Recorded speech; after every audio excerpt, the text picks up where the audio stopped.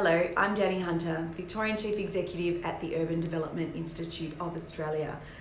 The 2019 Residential Development Index, or the RDI as we call it here, highlights a severe decline in housing approvals, which translates directly into a weak supply pipeline of new housing here in Victoria in coming years. The Reserve Bank of Australia came out last week with similar concerns, forecasting a housing shortage and another price boom across our most expensive housing markets, being Melbourne and Sydney. The RDI data shows that overall total building approvals for dwellings in Victoria declined by 21% across the state within the last financial year alone.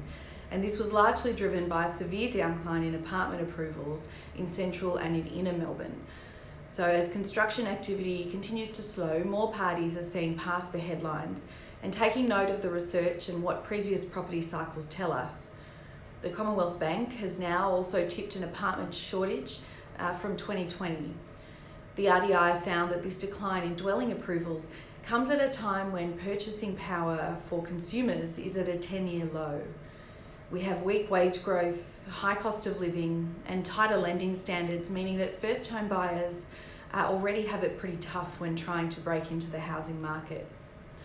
Apartments offer a really great entry point for them because of their relative affordability, but apartment building approvals declined by almost 60% in the 2019 financial year. So without new apartment stock coming into the market, the door to home ownership is closing for many, and we are looking down the barrel of a very tight rental squeeze. The UDIA's RDI also tells us how important the development industry is for Victorian jobs, and in turn for the Victorian economy. We are responsible for 185,000 Victorian jobs.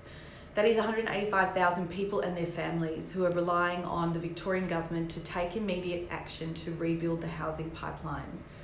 And of course, it would be amiss not to mention the biggest issue, the fact that we need to build and deliver up to 68,000 new homes each year to house the growing population that we have here in Victoria.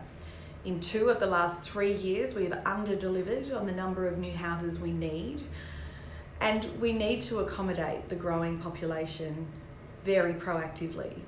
Otherwise, this has huge implications for future housing affordability and for house prices. The development activity in Melbourne over the past 10 years has been the necessary release valve on house prices. Melbourne has remained affordable relative to Sydney and to other parts of the world. But without new stock, new apartments, new house and land packages, new townhouses entering the market, the housing market, we risk losing our affordability competitive advantage, and the only outcome will mean less new homes and higher house prices. So this is just the beginning of what the RDI tells us, and to find out more, please go online and view the report, which you can find by searching UDIA Victoria RDI. You may also be interested in attending the UDIA Apartment Market Research Breakfast, which is being held this Wednesday in Melbourne. There are some tickets left, very few, so please come online or go through our social channels to connect with us. You can connect with us on LinkedIn and Instagram and Facebook. Thanks very much for joining me today.